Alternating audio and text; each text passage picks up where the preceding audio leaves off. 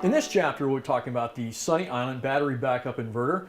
We'll be talking about the description of the unit itself, battery backup principle of operation, battery, generator, and system management of the Sunny Island, and off-grid power systems. The Sunny Island, or SI5048U, is a modular, bidirectional, battery-based inverter. It must have a 48-volt power supply, which is provided by a battery bank. So the Sunny Island needs a battery bank to operate. The Sunny Island is a hybrid system controller, so it can take AC or DC coupled sources of power and provide that power to charge the battery and to supply power for the installation. The Sunny Island has a very sophisticated battery control management.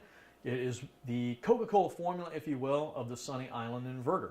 It's a closely guarded secret, but it does ensure a very long life cycle of the battery banks. The Sunny Island also can start and stop a generator on request based on several different conditions. So the Sunny Island is also a generator management device, and it can also manage the entire system. So generators, inverters, whether it be solar inverters, wind inverters, hydro, fuel cell inverters, the Sunny Island can take all of those sources of power and combine them, including a generator, and provide that power for the installation. The Sunny Island also has a very good data logging system and communication network, so they can talk with other Sunny Islands and other SMA devices as well. The basic tasks of the Sunny Island are to monitor the grid. It does have UL 1741 programmed into it. So UL 1741, when the grid goes out, a solar inverter cannot make power when that grid goes out. The Sunny Island's a little bit different. When the Sunny Island detects that the grid is gone, it opens a relay and creates immediately a microgrid in the installation. Anything on that microgrid, including Sunny Boy inverters, Windy Boy inverters, etc., will continue to operate, and there is no delay in power. Matter of fact, the inverters will not even realize that the grid has gone down. The Sunny Island works very much like a utility company in that it can supply voltage and frequency. Therefore, it can supply reactive and active power control to the entire system. The Sunny Island is a charge controller, but it does much more than that. It will take DC and convert it to AC when it inverts from the battery to create its microgrid, but it can also take the AC from AC coupled sources and use that power to keep the batteries charged. Now, a lot of our training for the Sunny Island revolves around dispelling the myths about this yellow box. People, for whatever reason, think that this thing can do things that it can't, or more commonly, that it can't do something that it really can. Along with taking power from various inverters in the system and the generator, if used, the Sunny Island can also control the loads. In other words, it has a load shedding capability. So regardless of how many loads you have in this microgrid, the Sunny Island has the capability to shut down those loads. Now, of course, the whole point of having a Sunny Island is to be able to have loads continue to run when the grid goes out. So why would you want to do that? Why would you want to disconnect your loads? That will only happen in case of a very deeply discharged battery. And the only reason the Sunny Island would lift those relays is to protect the batteries. The main purpose of the Sunny Island is to charge and maintain the battery banks. That's its #1 priority. There are over 150 programmable parameters for the Sunny Island. If any of those parameters conflict with the state of health or the state of charge, safe state of charge of the battery, worst case scenario, the Sunny Island will shut down to protect those batteries. In a grid-tied battery backup application, the Sunny Island can backfeed the power from other renewable sources of energy, from Sunny Boy or Windy Boy.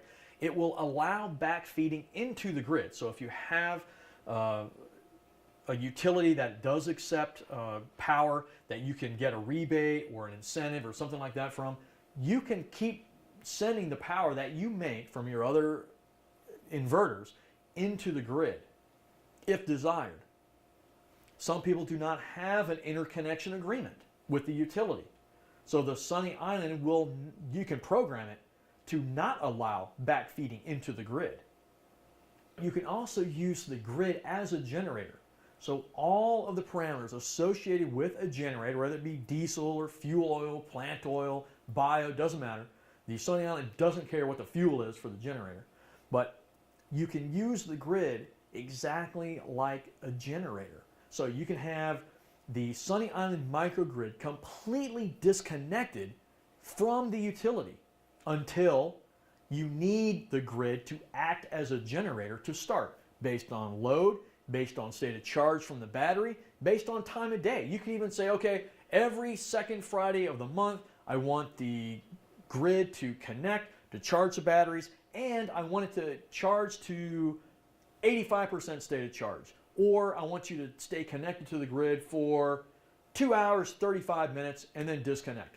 The Sunny Island offers that much utility with its parameters. The Sunny Island acts as a power supply for both short-term and long-term power failures. One of the myths that we really try to dispel about this yellow box is that if you have a Sunny Island, you need a Sunny Boy, and that is absolutely not true. Or a Windy Boy, or any other type of device. That is not true. The Sunny Island has near transparent UPS times. Near transparent. It's not quick enough to be used as a UPS device. UPS requires 4 milliseconds. 4 millisecond switching time. The Sunny Island is not that fast. It's 16 milliseconds. Pretty fast. But it doesn't meet the requirement to be used as a UPS device.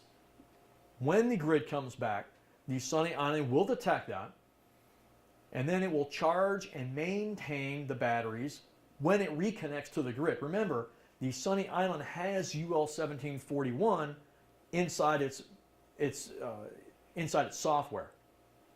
So just because a grid is back doesn't mean it's going to connect right away. UL 1741 says, okay, well, if you lose your grid, you have to wait 300 seconds before you attempt to reconnect. Sunny Island follows the same rules.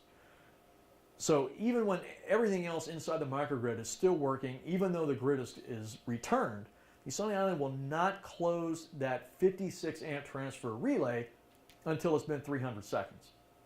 One of the biggest advantages the Sunny Island has is its ability to take energy from both DC and AC coupled sources. This is huge when designing a Sunny Island, either microgrid system, battery backup base, or an off-grid system. Anything that you can connect to this thing, either on the DC or AC side, will allow you to charge the batteries and use that energy to supply power to the installation itself. Here's a typical example of an AC coupled system. In this diagram, we see AC1 terminal, which is where the loads and Sunny Boys are connected, will be the terminal where all the energy from these inverters is received by the Sunny Island. In this example, we have a Windy Boy, a couple of Sunny Boys, a web box, and of course the AC loads. The Sunny Island does not care where it gets its power from. Doesn't matter if it's from wind or sun or fuel cell or even micro hydro water turbine. It doesn't care. All it's looking for is energy on the AC1 terminal. And in this example, all these devices are supplying power to AC1. The Sunny Island will take that power and invert it into DC to keep the batteries charged. All these devices are providing power also to the AC loads. It's very important for system dimensioning to have a locked down system because the loads directly consume the energy from these inverters. Whatever is left over from the loads is what the Sunny Island uses to charge the batteries. So if you have 4,000 watts of loads and a 3,000 watt inverter, that doesn't leave much left to go to the Sunny Island to charge the batteries. So this is why the system dimensioning is extremely important. The simplicity of a Sunny Island system is exemplified right here in the AC coupled side of the inverter. Everything that will be drawing power from the sunny island, in other words, all the loads, will be connected to a common protected loads panel. This protected loads panel will provide power to the loads when the grid goes down. The breakers from the sunny island are in this panel. So when the grid goes out, all the power from the sunny island or islands is sent to this protected loads panel. All the breakers that are connected to this protected loads panel will continue to receive power when the grid goes down. So this is not the main service entrance of a house or installation. This is coming off that panel. It's a sub panel. We call it a protected loads panel. The AC1 terminal of the sunny island is connected to the protected loads panel via a single pole 70 amp breaker. The other breakers on this protected loads panel are connected to the AC coupled sources, like this windy boy and this sunny boy, also to the loads. We have a refrigerator here, we have a receptacle with some lights or whatever you want plugged into it. So when the grid goes down, everything on this protected loads panel will continue to receive power from the sunny island. If you want to add more power later, all you have to do is add another sunny island with another breaker in this protected loads panel. That's it. If you need more AC coupled power, if you have more loads and you might need another inverter, all you have to do is connect another breaker in this protected loads panel and connect the inverter to it. That's it. Now you have more power to supply to the loads, and you have more power to send to the battery via the sunny island.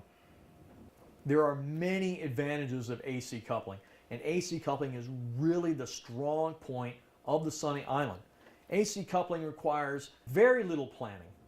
The flexibility of AC coupled systems allows you to use virtually almost anything on the market. There's no specialized equipment needed. So you don't need any special training or special certifications to be able to install a sunny island, because most electricians already have that knowledge. I mean, basically all you have to do is add another breaker, make sure your panels are sized accordingly, follow all the NEC stuff, right?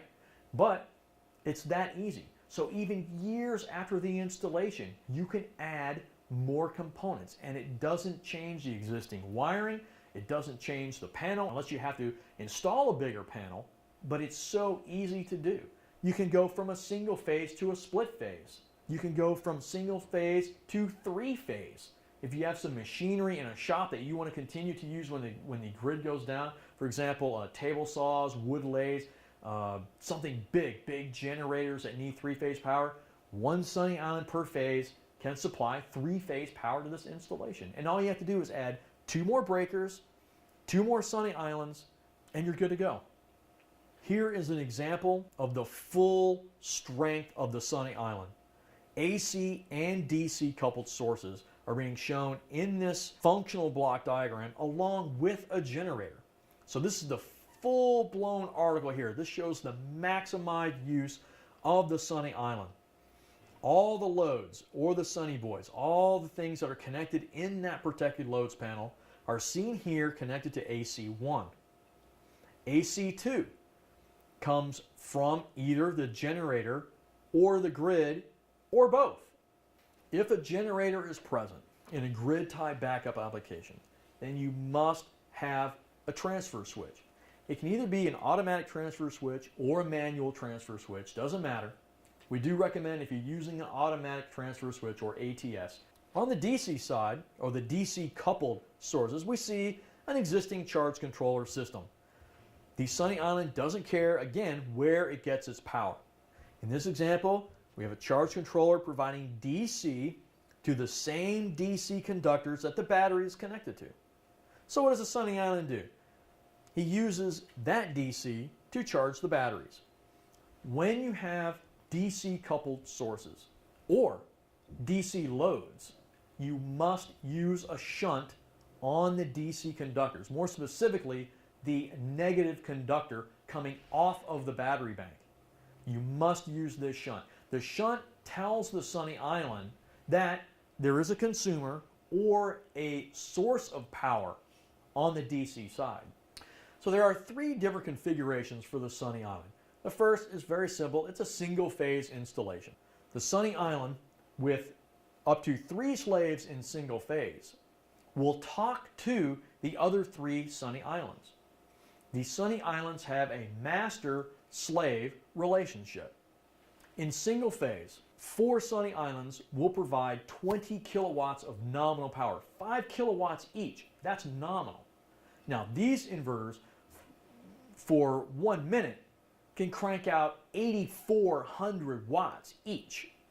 In this example, we see a single Sunny Island connected to a protected loads panel. And in this example, the Sunny Island is using the grid as a generator.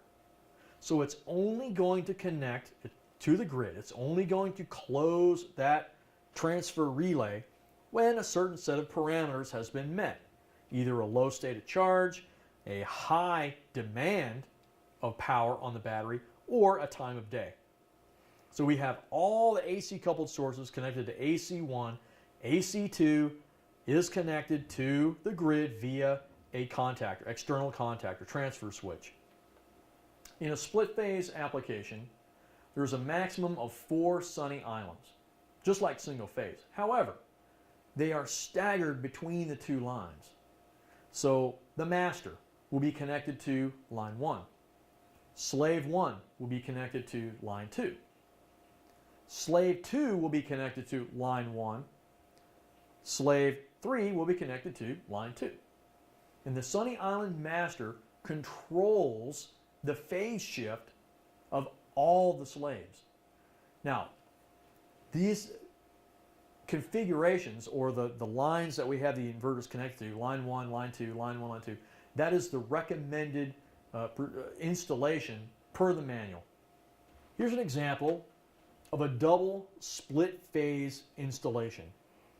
And in this example, we have 2 Sunny Boys and a Windy Boy supplying AC coupled power. We have no DC coupled sources or DC coupled loads, but we do have a split phase generator and an automatic transfer switch that also takes an input from the grid. So here we're able to use a larger generator, have more power, and have AC coupled sources combine their power with the generator and the Sunny Islands if needed. The last configuration of Sunny Islands is a 3-phase configuration. 1 Sunny Island per phase. So master on line 1, slave 1 on line 2, slave 2 on line 3. That is per the installation guide on how to install the breakers, the single pole 70 amp breaker, from each Sunny Island onto the load centers. So we're going to look at some examples of Sunny Islands in operation. In this example, we have 1 Sunny Island in single phase, no Sunny Boy inverters. The power from the grid flows through the Sunny Island 120. This is why we need a single pole breaker for the Sunny Island, because the Sunny Island will be connected line to neutral. In this example, the grid passes through the Sunny Island and goes to a 120-240 auto transformer, also called an autoformer. The reason we're using an autoformer in this example is because this homeowner has a 240 load.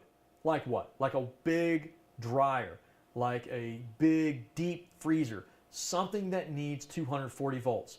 Another example, a well pump. So they want those big loads to work when the grid goes down.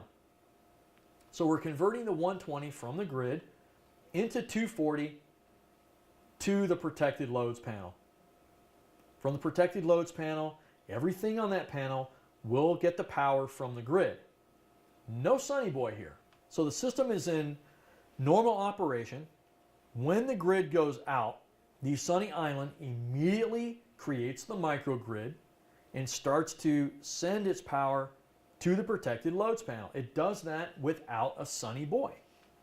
So we don't have a Sunny Boy in this example. Now let's take a look at an installation with a Sunny Island and a Sunny Boy. In this example, it works the same way as we looked at before. The power comes in from the grid, it goes through the sunny island, it's inverted or converted from 120 to 240 in the autoformer, and then sent to the protected loads panel. In this example, we do have a Sunny Boy. And in a typical residential installation, Sunny Boys will operate on 240.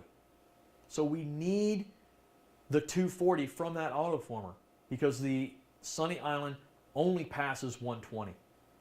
In this setup, the Sunny Boy is providing its power from the array to that protected loads panel.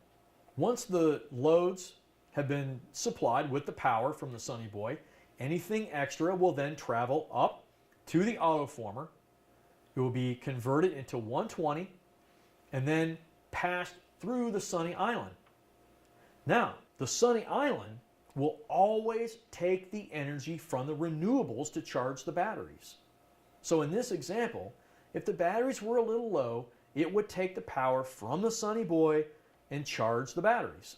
The state of charge would go up, and then as soon as it gets to a very high level state of charge, it stops charging, and it just allows the grid and allows the backfeeding into the grid from both sides of its terminals. So what happens when the grid goes down? In this example, the Sunny Island is going to do the same thing. When it detects a loss of grid, it's going to open that 56 amp transfer relay. Nothing on that protected loads panel, including the Sunny Boy, will even know the grid went down. It is so quick.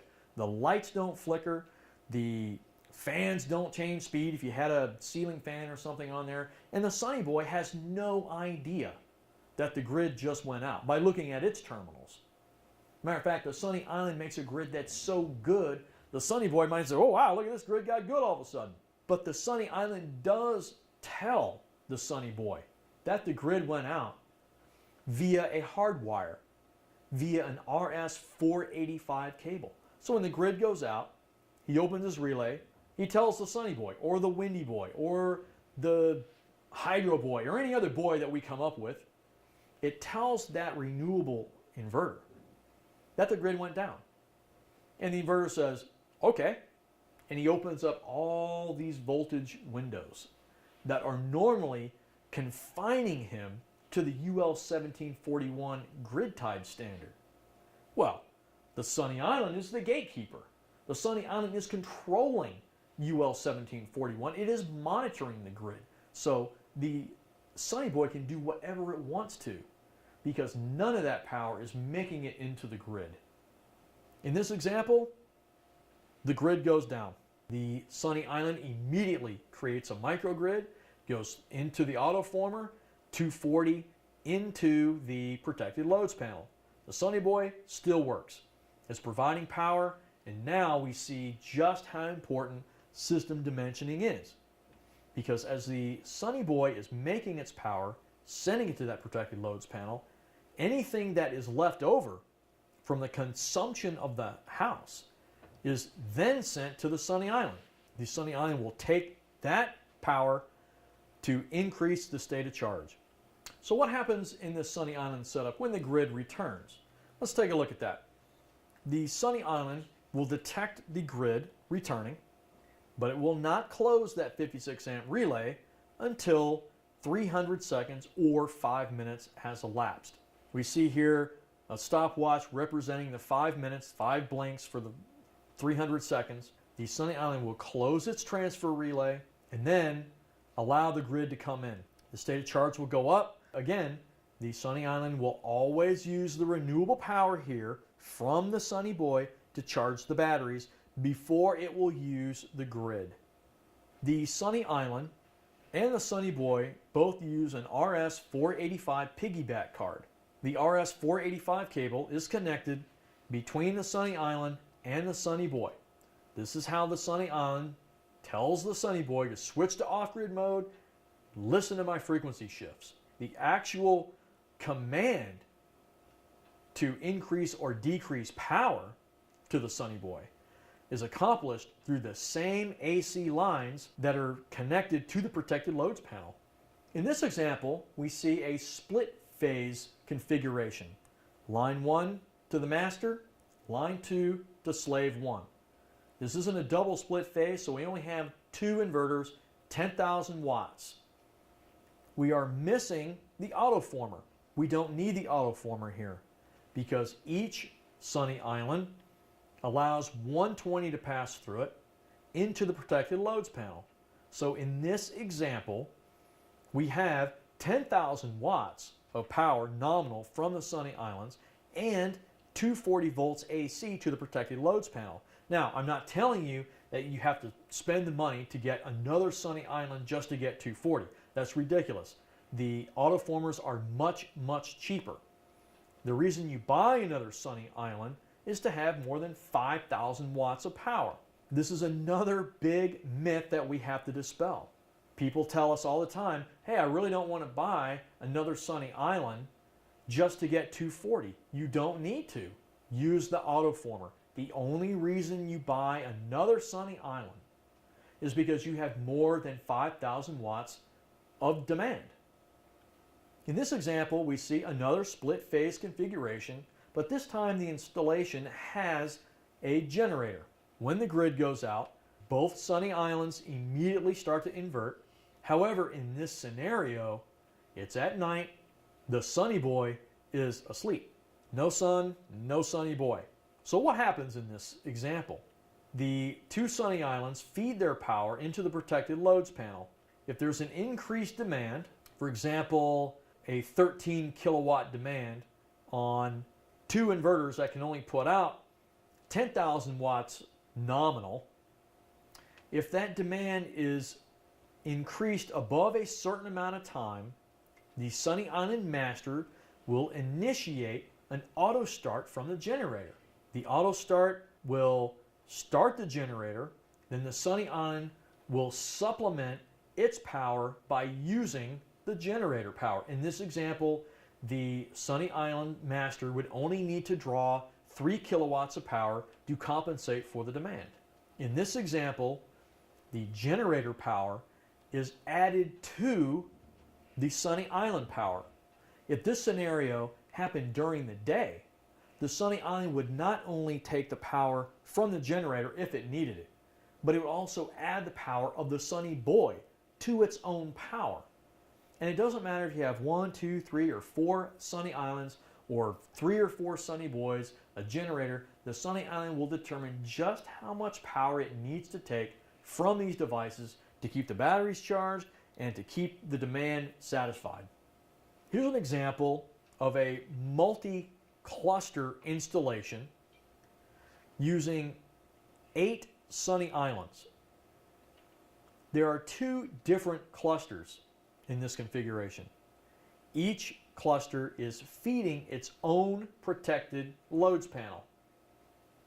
A cluster consists of 1 or more sunny islands sharing the same battery bank, feeding their power to their own protected loads panel. You cannot have 2 separate clusters of sunny islands feeding the same load panel. It won't work. What this installation did was take 1 cluster for 1 panel, another cluster for another panel, and split the loads up with that configuration. Here's the battery room for that installation, 8,000 amp hour battery bank using the Deca, 48 volts. Here's AC coupled sources here, 3 strings of 12 sharp 216s per inverter, 144 modules, 4 Sunny Boy 7000s. In this next example, I'm going to show you the versatility of the Sunny Island using just the default parameters. Now, in this scenario, everything has gone wrong. Murphy's Law is really taking hold of this example. Only using default values, I'm going to show you the sequence of events that will cause the Sunny Island to eventually go into one of its battery protection modes, and then we're going to go in even deeper into the protection modes themselves, so the Sunny Island has no other choice but to completely shut down the system.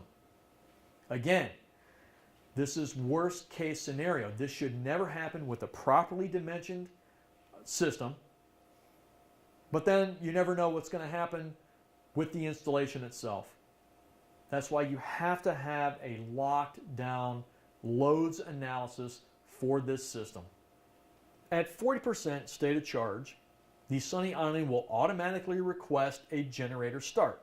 The numbers in red correlate to the parameter of that feature. So 235.03 is the parameter to change the state of charge for the generator start. At 40% state of charge, the Sunny Island will send that request to the generator. And in this example, we see the generator did not start. Several reasons for that. The most common, out of fuel. If the generator doesn't have propane or plant oil or gas or diesel, it's not going to start. But the Sunny Island doesn't know anything about fuel, so it's going to keep sending those requests. But what's happening in the meantime? The loads are still running, the lights are still on, the fans are still on, the water pump's still going. So the state of charge continues to drop. At 30% state of charge, the load shedding parameter will activate. And here we can see the request by the Sunny Island to open the load shedding relay. But like I said, Murphy's Law has a handle on this scenario, and the load shedding relay fails. Bad contact, a rat chewed on the line, pick a reason. But for whatever reason, the load shedding relay did not open. So now what happens? The state of charge continues to go down. At 20% state of charge, the Sunny Island goes into its first battery protection mode. Now, that's a self-explanatory term. The Sunny Island is doing everything it can to protect a deep discharge of those batteries. But we can see there's still no fuel in the generator. The load shedding relay is still connected, so the state of charge will continue to go down until finally it gets to the 10% default state of charge, which is battery protection mode 3. At this point, the Sunny Island has no choice but to shut down. The entire system shuts down. Not just the Sunny Island, everything. Everything on the protected loads panel is gone. If the battery voltage gets so low that the Sunny Island will not turn on, no matter what we do here, flip this switch all day long. If the battery voltage is too low, it will not turn on. Hope is not lost. There is still a way to get the system back up, and the installation guide is very, very detailed on how to get that up. If there are any problems with your system, please call our tech support. There's also a troubleshooting section in the back of the installation guide that has a lot of information on the most common calls that we get at tech support.